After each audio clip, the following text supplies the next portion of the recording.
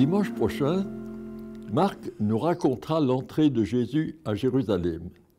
Aujourd'hui, la version de Jean nous introduit dans la signification profonde des événements qui vont se succéder. C'est Pâques. Jérusalem est envahie de pèlerins venus célébrer la libération de l'esclavage d'Égypte, promesse de toutes les libérations futures et peut-être de la venue du Messie. Avec son affirmation d'un Dieu unique et la grandeur de sa morale, la religion juive impressionnait pas mal de païens. Si peu d'entre eux se convertissaient totalement, il fallait accepter la circoncision et la nourriture cachère. Beaucoup fréquentaient les synagogues et participaient au pèlerinage. Quelques-uns de ces Grecs, étonnés devant l'accueil royal fait à Jésus, cet inconnu, demandent à deux disciples la possibilité de le rencontrer. « Seigneur, il voudrait te voir. » La demande semble banale, mais elle est comprise par Jésus comme le signal de Dieu. L'heure est venue où le Fils de l'homme doit être glorifié. Car Jésus n'a jamais mené sa vie à sa guise. Son Père a fixé l'heure H où son Fils doit achever sa mission. Ces hommes païens ne quémentent pas une guérison de malade, mais la possibilité de voir Jésus, non de le dévisager, bien sûr, mais de le rencontrer, de le connaître. Tous les hommes doivent s'approcher de Jésus, le découvrir tel qu'il est. Il est un prophète, un guérisseur, un roi. Mais s'il monte un petit âne, c'est pour manifester qu'il ne vient pas allumer la guerre, mais qu'il est le roi humble, annoncé par le prophète, et qui apporte la paix au monde entier. L'heure est venue où Jésus va abattre le mur qui séparait Israël et les nations. Mais ce sera à quel prix?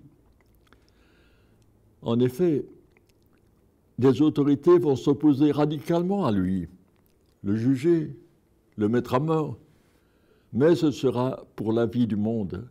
En effet, si le grain de blé tombé en terre ne meurt pas, il reste seul. Mais s'il meurt, il porte beaucoup de fruits. Maintenant, la mort approche. Mais par elle, Jésus va se donner par amour pour tous les hommes. Donc son Père le fera ressurgir, et il deviendra communion avec les hommes de tous les pays, de tous les temps. Il portera à l'infini des fruits de bonté, de tendresse, de réconciliation, de service. Et ses disciples ne resteront pas des gardiens de souvenirs. Eux aussi se devront de mourir à leur solitude, à leur enfermement, afin de se donner à l'amour. Alors ils seront pour toujours, avec leur Seigneur, comblés par l'honneur et la lumière du Père. Jésus sait que cette foule bientôt va crier « à mort », que ses disciples s'enfuiront, et il réalise ce qu'est l'horreur de la croix qui l'attend. La perspective le submerge d'épouvante. Anticipant l'agonie au mont des Oliviers, c'est déjà ici, en plein milieu des vivats de la foule, que Jésus blêmit et subit une attaque violente. Maintenant, mon âme est bouleversée. Que dire? Père, sauve-moi de cette heure. Mais c'est pour cela que je suis parvenu à cette heure.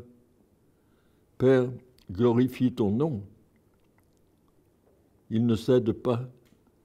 Ce n'est pas son Père qui veut sa mort, mais les hommes qui le refusent et veulent sa perte. En se donnant, il est certain que son Père glorifiera son nom et le sien, et tous les peuples pourront voir Jésus. Sur la croix, ses bras seront ouverts comme pour indiquer l'heure terrible. Son cœur s'arrêtera pour que nos cœurs pardonnés commencent à battre d'amour pour la gloire du Père et pour tous les hommes. le Fils de Dieu va être confronté au prince de ce monde, à ce Satan mystérieux capable d'endurcir le cœur des plus hauts prélats, de convaincre un préfet romain de condamner un innocent, de retourner une foule versatile, de faire fondre le courage de tous les disciples. Jésus, qui avait toujours échappé à la lapidation prévue pour les blasphémateurs, va être hissé sur la croix. Il va être élevé, dressé entre ciel et terre. Mais la croix sera son trône. Élevé, il pourra être vu et cru par toutes les nations jusqu'à la fin du monde. Dieu a tant aimé le monde qu'il a donné son Fils pour le sauver.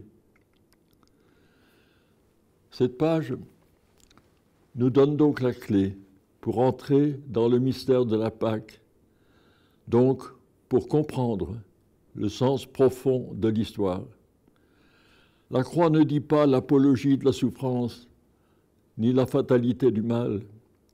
Elle nous angoisse, elle nous fait fuir, mais le Fils de Dieu nous y reconduit, car là, en son cœur, est ouverte la source du pardon, de la fraternité et de la paix. Appliquons-nous à le voir, à le reconnaître dans la liturgie et la méditation de ces prochains jours. Nous pourrons entendre l'appel secret des hommes. Nous voudrions tous voir Jésus.